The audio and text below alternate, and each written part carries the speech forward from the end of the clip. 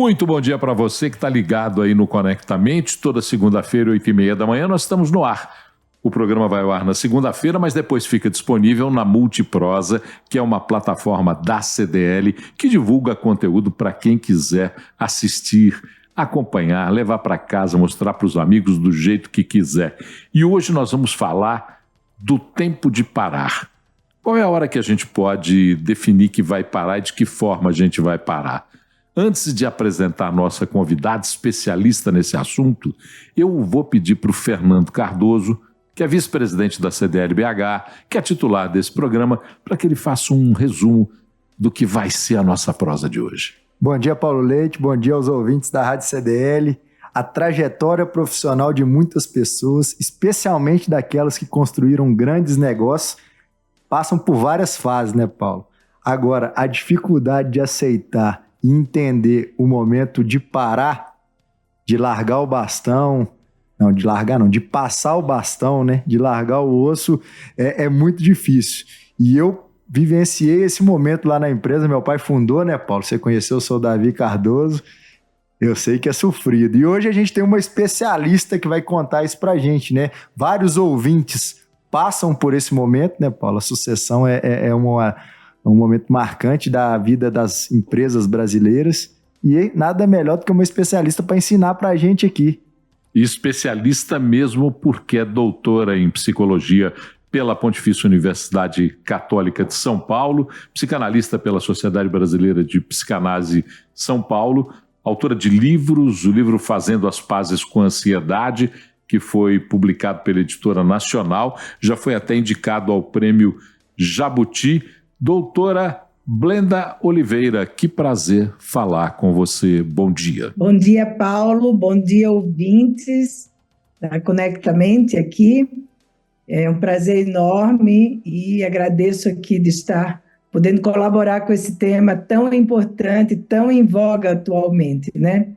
Aqui nós estamos em duas etapas, eu querendo parar e o Fernando Cardoso querendo acelerar. Eu estou querendo parar mais ou menos, porque parar eu tenho medo de cair, então não quero parar de uma vez não. Mas o Fernando está acelerando e ele vai fazer a primeira pergunta, então diga lá, Fernando, acelera. Bora lá, Blenda, conta pra gente. Acho que, igual eu falei na abertura, eu vivenciei muito esse momento da sucessão, é sofrido. Eu queria que você contasse um pouco do porquê toda essa dificuldade em largar o bastão ali da pessoa que construiu uma história bem legal, mas dela manter aquele sonho vivo, e qual a dificuldade dela em realmente deixar o negócio seguir? Então, eu fico sempre que eu conversei com fundadores de empresa, principalmente no momento, não é, que eles próprios cogitavam e entendiam que estava no momento de parar, e aí a gente tem que entender o que é esse parar, porque parar, alguns podem entender como, pronto, arruma as coisas, vai embora para casa e não volta nunca mais. Isso é muito duro, né? É muito duro uma pessoa que passou uma vida inteira, né, que tem uma história, alguns com histórias incríveis de crescimento, de construção, de uma labuta forte, que não tinha, respiravam, dormiam e respiravam aquilo, e entenderem que eles não estão sendo mais úteis, ou pelo menos não úteis naquilo que eles faziam antes. Então, quando se fala em parar, principalmente do ponto de vista de empresas, pensando em fundadores, eu acho que parar na vida da gente, quando a gente trabalha, mesmo autônomos, é sempre uma coisa que a gente precisa se preparar, né? Porque para o empresário isso tem um valor muito grande, porque isso se tornou a identidade dele. A identidade dele, ele não é mais só Antônio, ele é Antônio, não é, da empresa X que ele construiu. Ele é conhecido pela construção dele. Então, retirar isso da vida dele é como se retirasse um pedaço dele. É como se parte dele morresse com aquilo. Então, essa é a grande dificuldade. E qual é uma outra dificuldade que a gente vê paralela a essa? É que muitos desses fundadores não se preparam para esse momento, que é um momento, vamos chamar assim, de uma passagem do bastão, ou que alguns vão apenas para um conselho, ou que alguns se planejam e começam a criar outros interesses na vida que não é só a empresa e que eles vão poder se dedicar a esses outros interesses, que não é mais só esse dia a dia da empresa. Então, a dificuldade também começa porque a maior parte não consegue nem imaginar, quando eles têm 40, 50, que vai chegar o momento de parar. E qual é o plano B deles? Que outras coisas eles fariam que não tivessem ali na empresa? Então, eu acho que isso é uma questão que a gente vê muito comum, e muitas vezes os filhos ou as pessoas que estão em volta não conseguem entender o tamanho disso, né? O quanto isso significa para esse fundador, para a fundadora, do ponto de vista da identidade deles, daquilo que eles construíram. Então, por isso que esse tem que ser um processo planejado. Ele não pode se dar de uma hora para outra, porque é preciso levar em consideração todos esses envolvimentos que foram muito, muito importantes, inclusive importantes para a criação da própria empresa. Vou usar o verbo utilizado por você. Verbo preparar, eu vou desmembrá-lo de maneira licenciosa. Preparar. Antes de parar, o que eu tenho que fazer? Eu estou me preparando. Qual é o momento da percepção desse preparo? Qual é o momento em que eu tenho que entender que alguma coisa pode mudar e eu tenho que começar a mudar o caminho da minha vida, do meu pensamento, da determinação do meu negócio? Então, Paulo, essa é uma questão importante, porque antigamente, não é, a gente tinha uma idade que todo mundo falava de 65 anos, então vamos parar aí. Hoje a gente tem um homem e uma mulher de 65 anos, eles estão super vitalizados, estão aprendendo novas coisas, mudou muito tudo isso. Eu acho que, se não é por uma questão de doença, se espera que não é?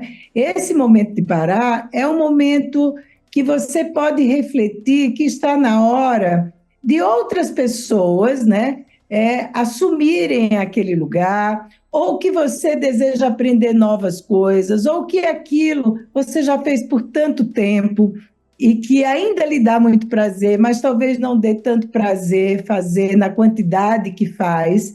A gente passa por isso, a gente gosta de trabalhar, muitas pessoas dizem, né, eu gosto muito de fazer o que eu faço, mas não o tanto que eu faço, né? E muitas vezes a pessoa está muito saudável, a saúde está ótima, a cabeça está ótima, ela está com muita disposição, mas ela pode querer começar a investir em outras atividades, aprender outras coisas, não é? Então, eu acho que o momento de parar é uma coisa que antigamente se falava de uma idade, mas eu acho que hoje isso está meio ultrapassado, porque as pessoas estão cada vez vivendo mais e vivendo melhores, né? Dependendo dos cuidados que cada um tem. Então, eu acho que a hora de parar é uma hora muito pessoal, mas que ela deve ser algo planejado. Não dá para eu parar de um momento para o outro. Pronto, eu vou parar e achar que no dia seguinte ou nos dias seguintes eu não vou sentir falta da minha rotina, eu não vou sentir falta do meu WhatsApp com mensagens, do meu celular tocando, das pessoas me procurando. Eu preciso me planejar para o que é um dia a dia sem ter o meu trabalho na condição de um trabalho, vamos dizer, diário e com uma carga grande. Ô Blenda, você falou uma coisa bem legal e eu vou lembrando aqui da história lá da empresa. Quando você falou da conexão do fundador com o negócio, eu lembro, a gente fez um PDA na Fundação Dom Cabral justamente para fazer esse processo sucessório. Eu lembro de um dia, Paulo, que eles fizeram a reunião lá para convidar o meu pai a sair, não tá à frente do comando da empresa. E aí, quando a moça falou pra ele falou assim, Paulo, tá vendo aqueles 4 ali? Eu tenho 3 irmãos, né? Apontou os 4. Ele falou assim, ó, eu gosto do Centro Visão igual eu gosto deles. Tipo assim, a empresa eu gosto tanto dela que eu gosto igual do meu filho. Você me tirar isso, você tá me tirando o filho. E aí a minha pergunta vai nesse sentido. Qual a importância de alguém de fora, seja uma consultoria, seja uma empresa, nessa preparação que o Paulo falou, nesse cuidado para que tudo aconteça da melhor maneira? Você entende que na maioria dos negócios dá para acontecer naturalmente? Sim. Eu acho fundamental que se tenha um profissional capacitado, com muita experiência. É importante que sejam profissionais com muita experiência e que tenham essa sensibilidade, não é? Porque não é somente... A gente tem que entender que a empresa, por exemplo, familiar, ela é uma empresa que ela tem uma vibração emocional muito forte, porque ali há laços afetivos dos filhos, do fundador, da fundadora, né, da mãe e tantos outros. Então, a gente não pode deixar esse aspecto, que eu não estou puxando sardinha para o meu lado, não, viu, Fernando, como psicóloga, mas é porque essas questões, elas precisam ser olhadas. Às vezes a gente faz uma análise muito técnica e deixa de fora esses aspectos que são aspectos praticamente que definem o caminho das coisas. Então, mas é muito importante que um profissional com bastante expertise, que tenha muita experiência, auxilie, inclusive, um profissional que possa ter um contato e um vínculo com o fundador ou a fundadora, para ouvir desse fundador e da fundadora quais são as angústias, quais são os medos, o que ele imagina que vai acontecer se ele não estiver ali presente, o que ele poderia fazer. Então, isso precisa ser feito um pouco antes, e às vezes alguns fundadores e fundadoras não aceitam muito a presença desse profissional. Hoje isso está mudando bastante, porque está se entendendo, e as empresas brasileiras, elas querem se manter de geração para geração, e a gente sabe que o número é muito pequeno das empresas que avançam de geração para geração, exatamente, né, porque há uma visão muito pouco aberta para que essas empresas possam se profissionalizar, possam trazer pessoas de fora para auxiliar, o fundador, a fundadora ter uma assistência, eu não vou nem chamar de psicológica, mas como se fosse uma mentoria, um coach, enfim, que possa trazer essas questões à tona antes que elas aconteçam, né? Então, assim, como é que seria a empresa sem você? O que você faria sem essa empresa? São perguntas que vão sendo feitas para abrir essa possibilidade, porque é verdade isso que seu pai falou, né? O amor que um fundador ou uma fundadora tem pela empresa é exatamente o amor que tem porque é um filho, né? E um filho criado, assim, com muito, dependendo da história, com muito suor. E, às vezes, os filhos não têm muita noção disso porque eles estão recebendo também algo pronto. Eles vão viver outro pedaço que é difícil também. Mas eles não passaram por esse pedaço que é de criar do zero a empresa. Então, a gente precisa ter sensibilidade para isso, não é? Não ter, dentro do possível, pressa. Às vezes se faz isso com muita pressa, porque se deixou para muito tarde, não é? E eu acho que é preciso ter alguém que dê essa assistência aos fundadores, né, para poder entender esse processo. É importante se preparar com uma outra atividade, com uma outra percepção, com outro plano de vida, quando a pessoa sente que tem que fazer esse desligamento. Quanto é importante ter essa preparação do entendimento da sua própria capacidade para desenvolver outras atividades na vida? Olha, Paulo, eu acho isso fundamental, e eu acho isso fundamental para todos nós, né? A gente precisa, é saudável para a própria saúde mental, que a gente diversifique a vida da gente, né? A gente possa começar a pensar na vida da gente de outras formas. E muitas vezes, pode parecer meio óbvio isso, mas muitas pessoas não conseguem nem imaginar viver uma vida diferente daquela que elas vivem. E é importante a gente fazer isso. E fazer isso devagarzinho, né?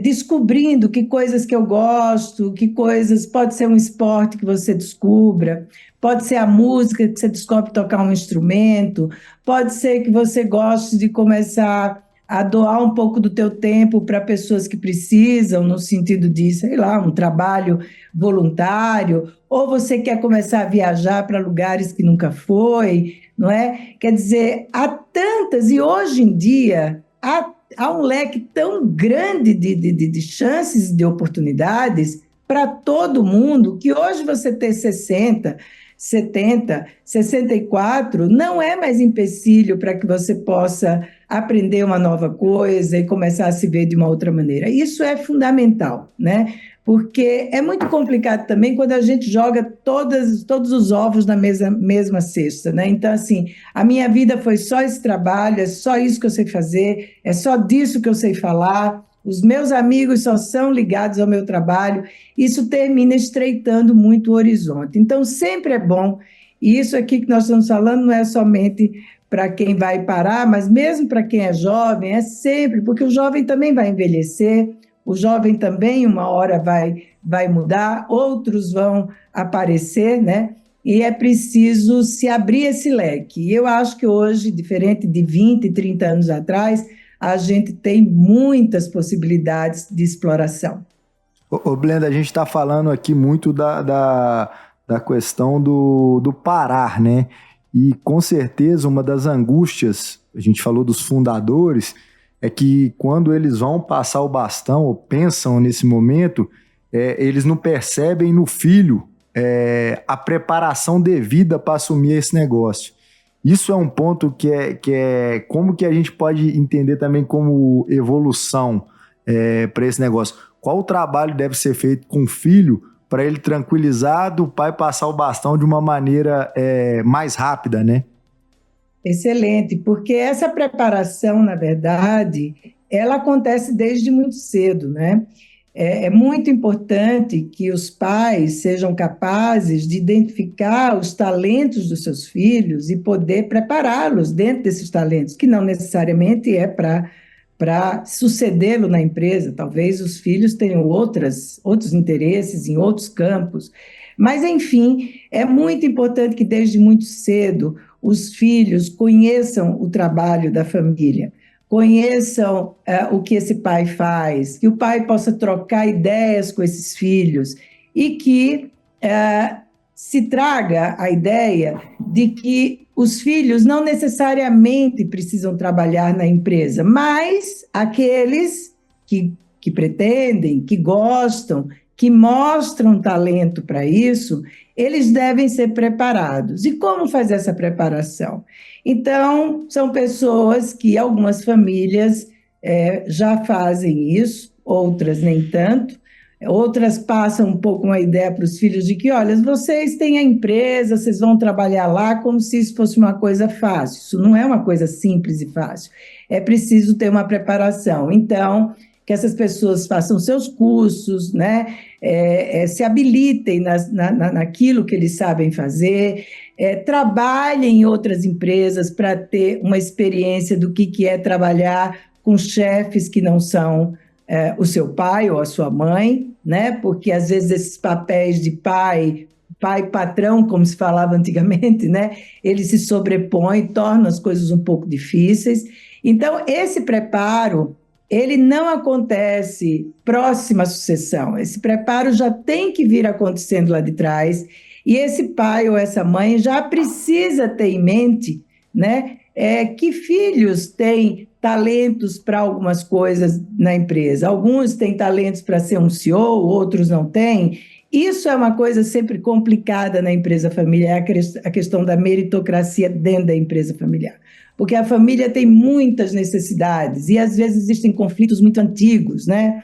Conflitos de filhos com pais que acham que é porque o meu pai gosta mais desse, menos de mim, ou preferiu o meu primo a mim. E aí tem uma série de coisas ligadas a ciúmes, né? A situações de conflitos muito sérios que terminam abalando a condução da sucessão na empresa. E a gente sabe que nenhum negócio sustenta e aguenta conflitos familiares, né? Então, é preciso se pensar nisso com muita seriedade, porque a empresa é um organismo vivo e a família também é um organismo vivo, né? E esses filhos, se eles pretendem estar nesse lugar, que eles não estejam como alguma coisa que, ok, você é meu filho, então você vai trabalhar na empresa e está tudo bem. Não, não está tudo bem. Vão trabalhar na empresa aqueles que têm talento, aqueles que querem, e para isso também é importante que façam preparos com pessoas capazes, façam cursos, né? Como eu falei, trabalhem fora, E acho que as empresas no Brasil têm um pouco mais de dificuldade de fazer isso, porque a gente tem uma questão familiar muito forte, a gente é muito feminista nesse sentido, né? O que eu dou para um filho eu tenho que dar para todos, né? E as empresas, vamos dizer, nos Estados Unidos, Alemanha, outros países, eles conseguem já desde muito cedo fazer essa formação ou não. Alguns filhos vão tomar outros rumos e não vão se sentir excluídos dos almoços de domingo, né, e de sábado, onde quase sempre são regados pelo assunto da empresa. Eles também vão poder participar, porque vão saber sobre a empresa, mesmo que não estejam atuando dentro da empresa. Não sei se eu respondi, Fernando. Sim, muito bem. Nós vamos entender se você respondeu perfeitamente, porque eu estava vendo a capacidade de observação do Fernando. A gente está chegando na reta final do programa e eu vou pedir para o Fernando fazer um compilado de tudo aquilo que ele ouviu. Diga lá, Fernando. Vamos lá, Paulo. Muito legal, muito legal. Primeiro, queria agradecer, viu, Blenda? Tive várias lembranças muito bacanas. A palavra, Paulo, você usou na pergunta e em vários momentos a Blenda também, preparação. Acho que tem que ter toda uma preparação para isso acontecer de uma maneira que postergue o negócio.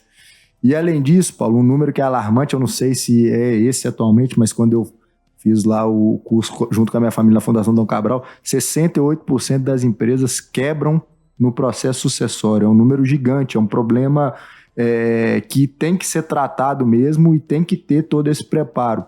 Um outro ponto muito legal que a Blenda falou, da questão familiar, né, que são coisas que você traz do pessoal para dentro do negócio.